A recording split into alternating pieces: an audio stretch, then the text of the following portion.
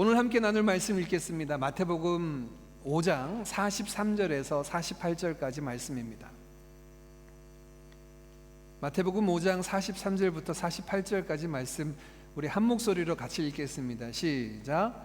또 내 이웃을 사랑하고 내 원수를 미워하라 하였다는 것을 너희가 들었으나 나는 너희에게 이르노니 너희 원수를 사랑하며 너희를 박해하는 자를 위하여 기도하라. 이같이 한즉 하늘에 계신 너희 아버지의 아들이 되리니 이는 하나님이 그 해를 악인과 선인에게 비추시며 비를 의로운 자와 불의한 자에게 내려주심이라. 너희가 너희를 사랑하는 자를 사랑하면 무슨 상이 있으리요? 세리도 이같이 아니하느냐? 또 너희가 너희 형제에게만 무난하면 남보다 더한 것이 무엇이냐? 이방인들도 이같이 아니하느냐? 그러므로 하늘에 계신 너희 아버지의 온전하심과 같이 너희도 온전하라. 아멘. 우리 작년 8월 31일 8월 마지막 째 주일부터 산상순 말씀을 묵상해서 해를 넘어서 지금 일정대로 되면 3월 마지막 째 주까지 산상순을 우리가 함께 묵상하게 됩니다. 5장 말씀으로 우리가 벌써 지난 4개월을 달려왔고 오늘까지 이제 5장의 마지막 말씀을 나누게 됩니다.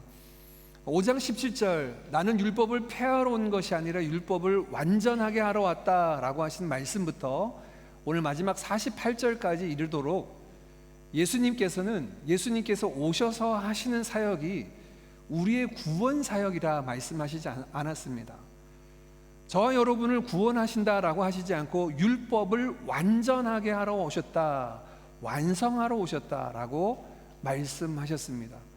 이 말씀은 사실은 다른 말씀이 아닙니다. 저와 여러분의 구원이 곧 하나님의 말씀의 완성, 온전하게 하는 것과 같다라는 거죠. 지난 우리 6주간의 말씀을 통하여 예수님께서 6가지 대조를 통하여 말씀하신 어떻게 하면 그러면 율법을 완전하게 하는가? 무엇이 우리로 하여금 세상에서 빛과 소금으로 살게 하는가? 라는 말씀을 살폈습니다. 살인하지 말라, 간음하지 말라, 이혼하지 말라, 거짓 증거하지 말고 맹세하지 말고 또 악한 자를 향하여서 되갚지 말고 원수를 원수로 갚지 말라라는 말씀까지 지난 주일에 살폈죠. 그리고 오늘 그 마지막 43절부터 48절까지 말씀은 가장 부담스러운 말씀입니다. 원수를 사랑하라, 핍박하는 자를 위해서 축복하며 기도하라 라는 말씀입니다. 많은 학자들이 이 5장 말씀을 주석하면서 어떻게 이야기하냐면 5장 17절부터 48절까지 이어지는 6가지 대조법, 옛적 사람들은 이렇게 듣고 이렇게 이해했지만 아니 나는 이렇게 율법을 완성한다 라고 말씀하신 6가지 대조법이 뒤로 가면 갈수록 더 강력해지고 무거워진다 라고 봅니다. 가장 먼저가 살인하지 말라라는 말씀인데 사실 살인이라고 하는 것은 우리의 삶에 그렇게 와닿지 않죠. 우리가 살인하며 살지는 않지 않습니까? 뒤로 가면 갈수록 이 말씀들이 더 무겁게 우리의 실생활에 더 가깝게 이루어지는 말씀으로 다가오고 있습니다. 지난 주일에 악한 자를 향하여 대적하지 말라라는 말씀을 나누었죠. 그리고 나서 우리 교회 한 성도님이 저한테 한 질문입니다.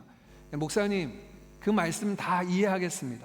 그리고 그 말씀을 다 수용하고 받겠습니다.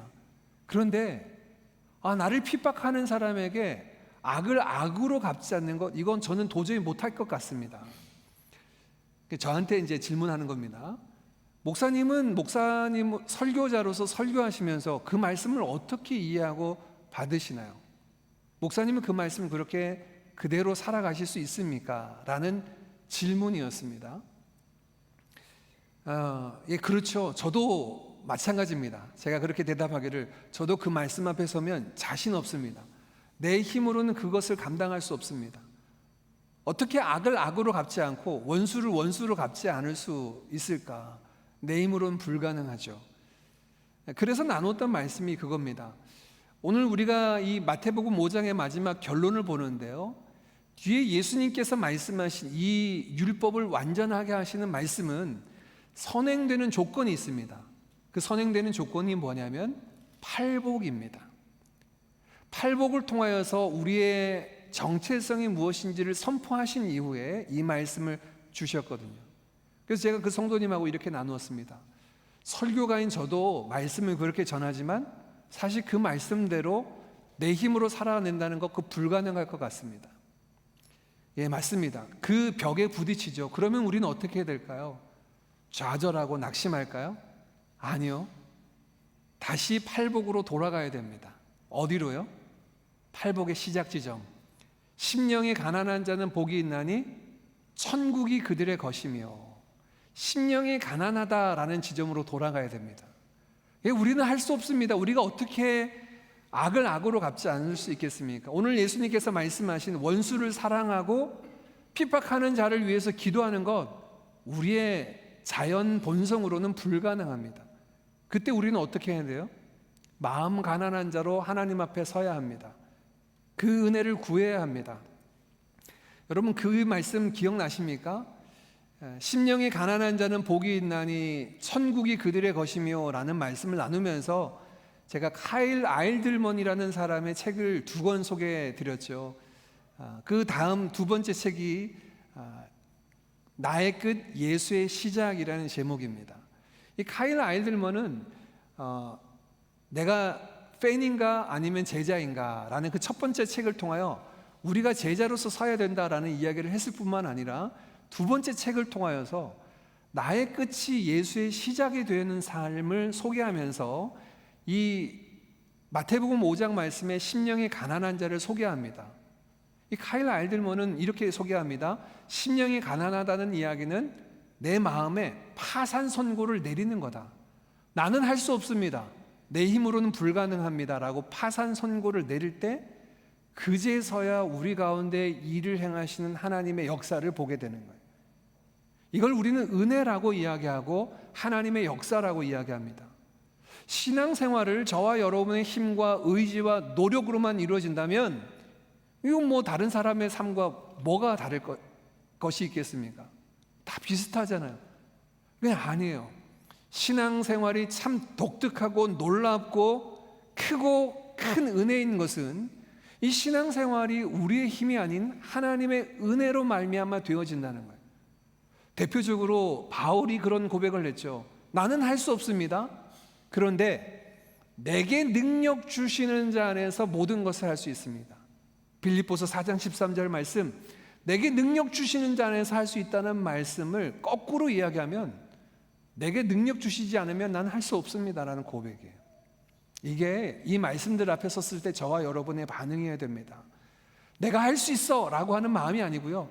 아, 하나님, 이 말씀은 저한테 너무 부담스럽고 불가능한 말씀인 것 같습니다. 네, 그 모습 그대로 나아가세요. 저는 할 수 없습니다. 성령 하나님께서 제 마음과 생각을 주장하여 주시고 제 말과 행실을 바꾸어 주세요. 나는 손양원 목사님처럼 두 아들을 죽인 원수를 양아들로 삼을 수 없습니다. 그러나 내 안에 거하시는 성령의 역사로 말미암아 우리 안에 이루신 하나님의 역사로 말미암아 우리가 그 삶을 향하여 달려나갈 줄 믿습니다. 오늘 그 마지막 예수님께서 말씀하신 6번째 대조법, 원수를 사랑하고 핍박하는 자를 위하여 기도하라 하는 말씀은 오늘 제가 별명을 붙여보았어요. 비정상의 정상화라고 이렇게 마지막 별명을 붙여봤습니다. 사람들은 다 비정상적인 생각을 정상이라고 하고 생각하며 살아가고 있어요. 그것을 예수님은 비정상적인 것을 정상적인 것으로 바꾸시는 작업을 오늘 마지막도 하십니다. 사람들이 생각하는 이 비정상적인 삶은 어떤 이해를 가지고 있을까요? 먼저 그들이 이해한 비정상적인 사고, 43절 말씀입니다. 같이 읽어볼까요? 시작. 또 내 이웃을 사랑하고 내 원수를 미워하라 하였다는 것을 너희가 들었으나. 아멘. 자, 이 말씀 보면 제가 이 설교 전할 때 이 말씀 아래에 있는 영어 성경책 버전은 NASB 버전을 쓰는데요. 이 NASB 성경을 보시면 아래 영어 성경 지금 보십시오. 보면 캐피탈, 이게 대문자로 되어 있는 것이 있고 소문자로 되어 있는 것이 있죠. 예수님께서 말씀하시는 이웃을 사랑하고 원수를 미워하라라는 말씀을 그 옛적 조상들이 들었다라는 것을 인용 구절로 인용했는데, 이 NASB를 보면 대문자로 되어 있는 영역과 소문자로 되어 있는 영역이 있어요. 이것은 무엇을 의미하냐면, 캐피탈로 되어 있는 것은 구약에 근거한, 구약에 있는 성경 구절을 그대로 인용했다는 이야기고요, 구약에 없는 내용이기 때문에 뒷부분은 소문자로 기록이 되어 있어요. 즉 예수님께서 그들을, 유대인들이 이해하는 방식을 지금 인용하시는데, 앞에 내 이웃을 사랑하라 하는 말씀은 분명히 율법에 기록이 되어 있습니다. 그런데 뒷부분 원수를 미워하라 라는 말씀은 아무리 찾아봐도 성경에 존재하지 않습니다. 근데 유대인들은 이렇게 이 말씀을, 하나님의 말씀을 이런 식으로 이해하고 있다는 거예요. 왜 이렇게 이해했을까요? 이웃을 사랑하라 하는 말씀뿐만 아니라 원수를 미워하라는 말씀을 왜 덧붙여서 유대인 랍비들은 그렇게 유대인들에게 전하고 유대인들은 이렇게 율법을 이해했을까요? 이 말씀은 누가복음 10장에 예수님에게 찾아온 한 율법 교사와의 대화를 보면 알 수 있습니다. 한 율법 교사가 예수님을 찾아옵니다. 찾아와서 질문을 합니다. 선생님, 제가 어떻게 해야지 영생을 얻을 수 있겠습니까? 예수님의 주특기 아십니까? 질문은 질문으로 막는다. 그래서 예수님이 그렇게 질문하십니다. 율법에 뭐라고 기록되어 있느냐라고 하니까 이 율법 교사가 대답하기를, 예, 하나님을 사랑하고 이웃을 사랑하라 라고 되어 있습니다. 예수님께서 그 율법 교사에게 말씀하십니다. 그래, 맞다. 너도 가서 그와 같이 행하라. 그리하면 살리라 라고 말씀하셔요. 이 말씀을 들은 율법 교사가 칭찬 듣고 옳다라고 말씀을 드리니까 우쭐해진 마음에 자기를 더 옳게 보이려고 라고 누가복음 10장은 얘기합니다. 자기를 더 옳게 보이려고 한 가지 질문을 예수님께 덧붙입니다.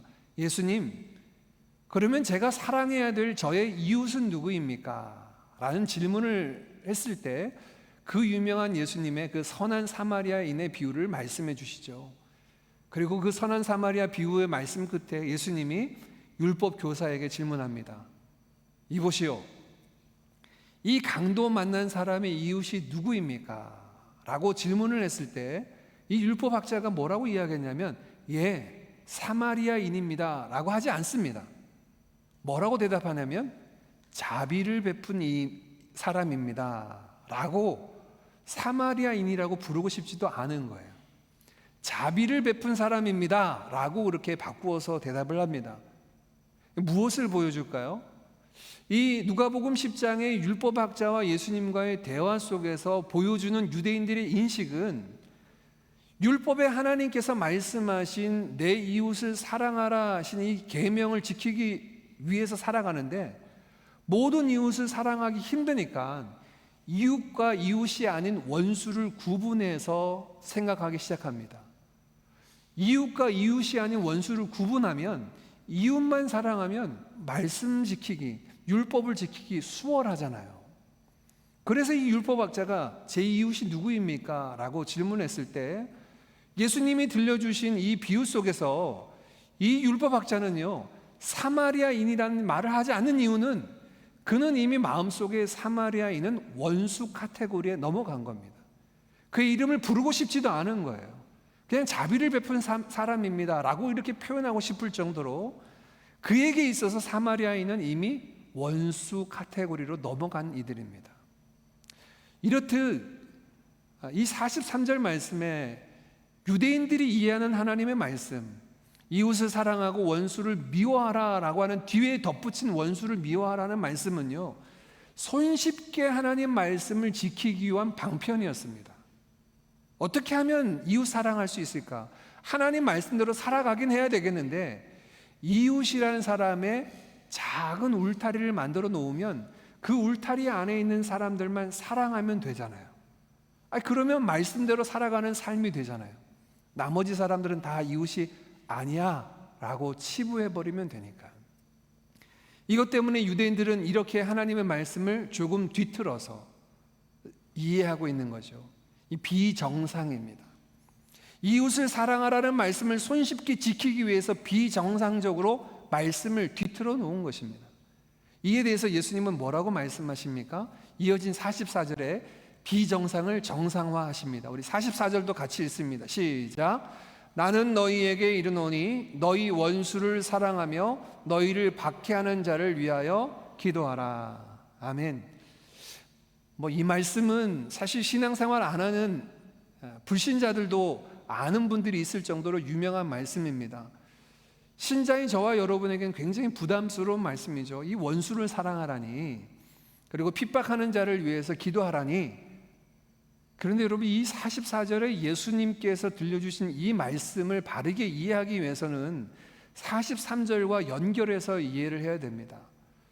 즉, 유대인들이 이해하는 이웃과 원수라고 하는 두 카테고리로 나누는 이것 하나님의 뜻이 아님에도 불구하고 손쉽게 말씀대로 살고자 한 편법이었죠.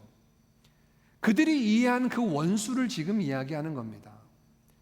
예수님께서는 저와 여러분의 원수를, 우리를 핍박하는 사람들을 위해서 억지로 무엇인가 하라는 게 아니라, 다시 말해서 44절 예수님의 이 말씀의 비정상을 정상화하는 내용은 이웃과 원수를 나누는 그 모든 기준을 철폐하라는 말씀이에요.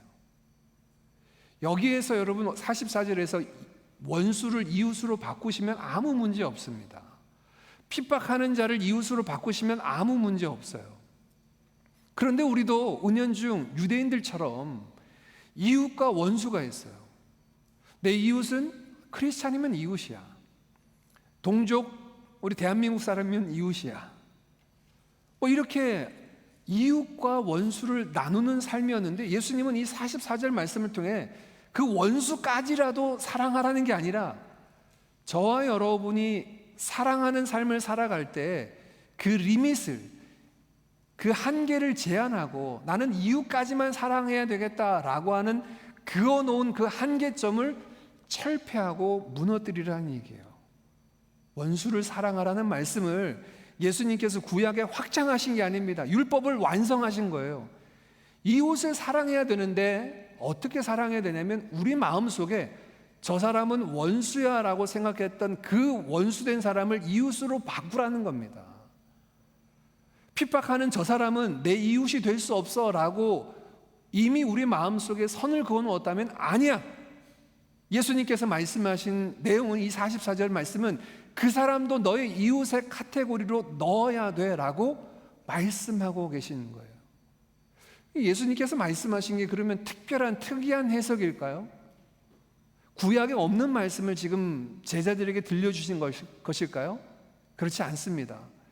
구약에 이미 그 모습이 들려져 있는데요, 두 구절만 함께 살펴보겠습니다. 먼저 출애굽기 11장 2절입니다.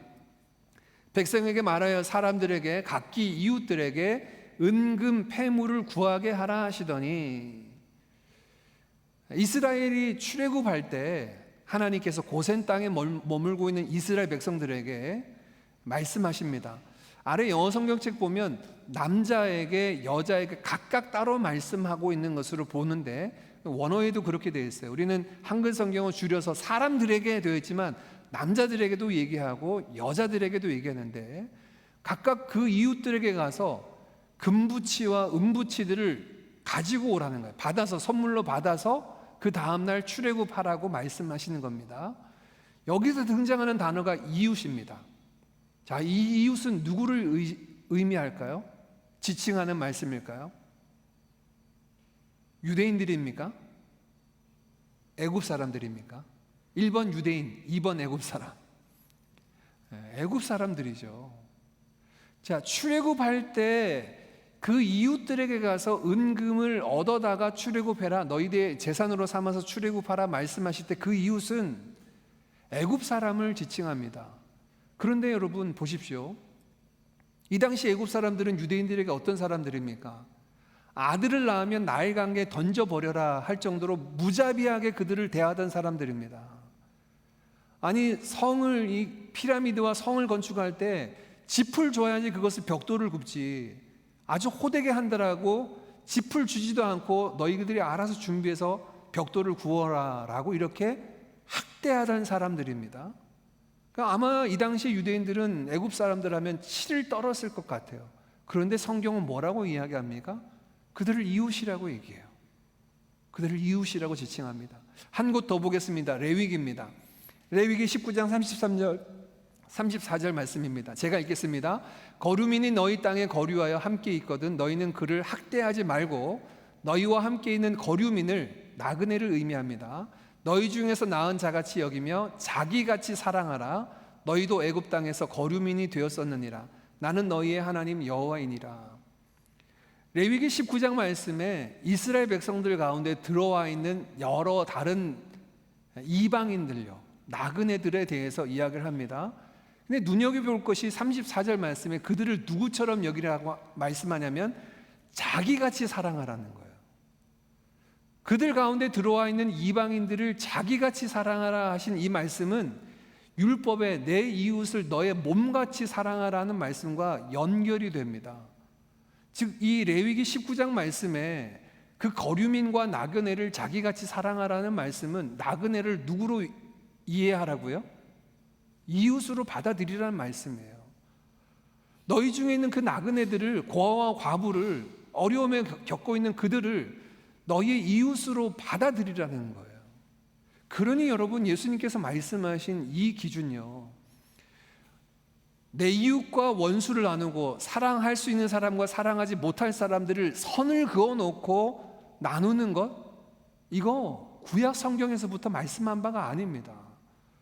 그들을 괴롭히는 애굽 사람도 이웃이라고 불렀고요, 그들 가운데 들어와 있는 수많은 다른 인종들, 이방인들을 향하여서도 자기처럼 사랑하라고, 이웃처럼 사랑하라고 말씀하고 계신 거예요. 그러니 오늘 44절 예수님의 말씀은요, 원수를 사랑하고 핍박하는 자를 위하여 기도하라는 말씀은 우리가 하지 못할 일을 향하여서 달려가라는 말씀이 아니라 너희들 지금 비정상이야 라고 말씀하시는 거예요. 어떤 비정상입니까? 우리도 그렇게 살고 있지는 않습니까? 유대인들처럼 이웃과 원수를 나누어서 내가 사랑할 수 있는 사람과 사랑하지 못할 사람들을 나누어서 생각하고 있지 않습니까? 예수님은 진짜 이웃 사랑은 그 경계를 허물어서 모두가, 이 땅에 사는 모든 사람들을 너의 이웃으로 받아들이라는 요청을 지금 44절 말씀에 하고 계신 거예요. 그러시면서 예수 그리스도를 따르는 하나님의 백성, 그리스도의 제자된 우리가 이 삶을 살아야 할 이유를 46절 47절에 이렇게 이야기를 하십니다. 46절 47절입니다. 너희가 너희를 사랑하는 자를 사랑하면 무슨 상이 있으리요? 세리도 이와 같이 하지 않느냐? 또 너희가 너희 형제에게만 무난하면 더하는 것이 무엇이냐? 이방인들도 이같이 하지 아니하느냐? 한번 구절을 보십시오, 여러분. 46절 47절 마지막에 보면 똑같이 반복되는 그 패턴이 있습니다. 세리도 이같이 아니하느냐, 이방인도 이같이 아니하느냐 라고 하는 패턴을 통하여서 우리가 생각하는 이웃과 원수라고 하는 경계선을 만들어 놓고 살아가는 삶은 하나님의 백성된 삶이 아니라는 겁니다. 그건 세리나 이방인들도, 하나님을 알지 못하는 사람들도 그렇게 살아가는 거예요. 그렇게 살아가는데 하나님의 백성된 우리가 그 말씀을 들으면서 야, 나는 내가 사랑해야 될 이웃 크리스찬들은 내가 사랑할 수 있어. 그러나 타 종교인은 좀 어려울 것 같아. 무슬림은 좀 힘들어. 이렇게 그어놓는 거죠. 그거 하지 말라는 거예요. 그거는 이방인 사람들과 똑같다는 거예요. 제가 한 2, 3년 전에 이제 목사님들하고 책 읽기 모임을 하던 중이었습니다. 그때 이제 나누었던 내용입니다.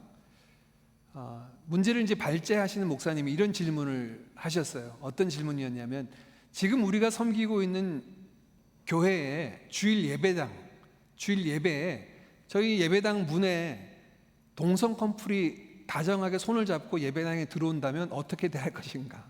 이걸 이제 질문으로 이제 발제를 해서 나누자라고 질문을 했어요. 여러분 한번 상상을 해보십시오.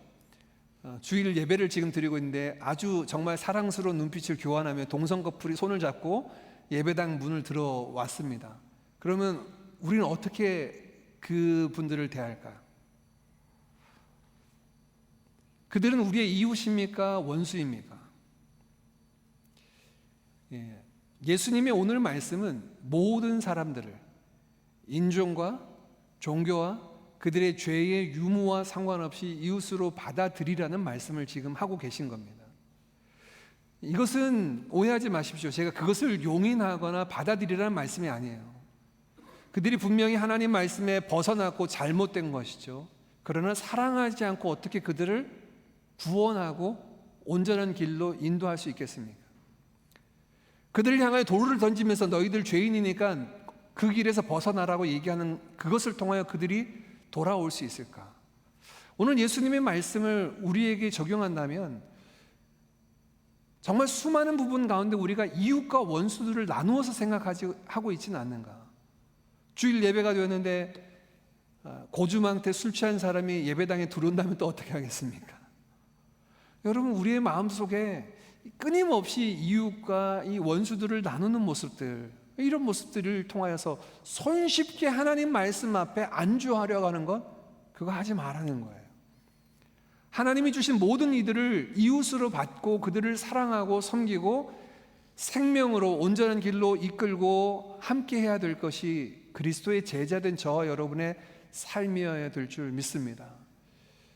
근데 여러분, 우리가 살아가면서 자꾸 이런 한계를 그어놓지 않습니까? 오늘 예수님께서 예를 들었는 이 46절 47절 말씀처럼 나에게 잘하는 사람들, 내 형제들, 나와 마음이 맞는 사람들에게만 무난하고 그들과 이야기를 나누고 그들과 교제하고 그들과 함께 한다면 그거 하나님의 백성으로 살아가는 삶 맞아? 예수님이 그렇게 질문을 던지십니다. 왜 그렇습니까? 우리 하늘 아버지가 그런 분이 아니시기 때문에 그래요. 우리 하늘 아버지는 어떤 분이십니까? 우리 45절 말씀은 같이 읽어봅니다. 같이 읽습니다. 시작. 이같이 한즉 하늘에 계신 너희 아버지의 아들이 되리니 이는 하나님이 그 해를 악인과 선인에게 비추시며 비를 의로운 자와 불의한 자에게 내려주심이라. 아멘. 이같이 한즉이요, 원수를 사랑하고 핍박하는 자를 위해 기도하는 것, 이 말씀은 이제 그 경계를 허물고 한계를 넘어서 모든 일을 이웃으로 받아들여서 사랑하게 되면 이같이 하면 하나님의 아들들이 된다는 거예요. 이 말씀에 대해서 오해하시면 안 됩니다. 그러면 이렇게 안 하면 하나님의 자녀가 못 되는가? 그거 아닙니다. 이미 우리는 믿음으로 말미암아 하나님의 자녀가 되었습니다. 그 은혜의 백성이 되었습니다. 그런데 하나님의 백성으로서 하나님의 자녀로서 드러나고 나타나는 삶이 뭐냐면 아버지 하나님을 닮은 삶이라는 거예요. 하나님처럼 그와 같이 살아가는 삶이라는 겁니다. 하나님은 어떤 분이십니까? 악인과 선인을 구분하시지 않으셨어요. 의로운 자와 불의한 자를 차별하시지 않으셨다는 거예요. 그들을 나누어서 내가 사랑해야 될 사람과 그렇지 않을 사람들을 경계를 나누어서 구분하신 분이 아니라고 말씀하고 계시는 거예요. 그러니 예수 그리스도 안에서 하나님의 자녀된 우리가 살아가면서 끊임없이 범주를 나누어서 사랑해야 될 사람들을 폭 좁게 가져간다면 그건 하나님의 자녀로서 그리스도를 따르는 제자로서의 살아가는 삶이라 할 수 없다는 것이죠. 그러면 여러분 어떻게 해야 될까요? 저와 여러분이 이 주님이 하신 말씀 가운데 어떻게 이 말씀 앞에 서야 할까요? 제가 하나의 한번 문구를 만들어 봤는데요. 한번 따라해 보시겠습니까? 사랑은 감정이 아닌 의지입니다. 사랑은 감정이 아닌 의지입니다. 이 말씀의 의미는 우리가 보통 이웃과 원수를 나눌 때 감정적으로 나와 소통하고 내게 위로를 해주거나 아니면 나에게 유익을 끼쳐주는 사람들, 나와 비슷하게 맞는 사람들끼리 감정을 교류하죠. 이 사람들끼리 사랑하는 것, 이게 보통 많은 사람들이 하는 사랑의 모습입니다. 그런데 오늘 예수님의 말씀은 이 사랑을 감정으로 하지 말라는 거예요. 너희가 좋아하는 사람들, 너희에게 선대하는 사람들, 너희가 형제라고 인정하는 사람들과만 감정 나누는 사랑, 그거 사랑 아니라는 거예요. 그럼 어떤 게 진짜 사랑이라는 거예요? 저와 여러분이 의지적으로 나아가는 것이 사랑입니다. 어떤 의지입니까? 이웃과 원수의 벽을 허무는 의지입니다. 그러면 어떻게 해야 될까요? 오늘 44절 예수님께서 말씀하신 원수를 사랑하라, 핍박하는 자를 위해서 기도하라 하신 말씀을 우리가 의지적으로 어떻게 적용해야 할까요? 그의 문제는 아닙니다. 나의 문제입니다. 첫 번째, 우리 안에 의지적으로 하나님, 제 안에 있는 이 끊임없이 편가르기 하는 이 모습들을 허물게 해주십시오.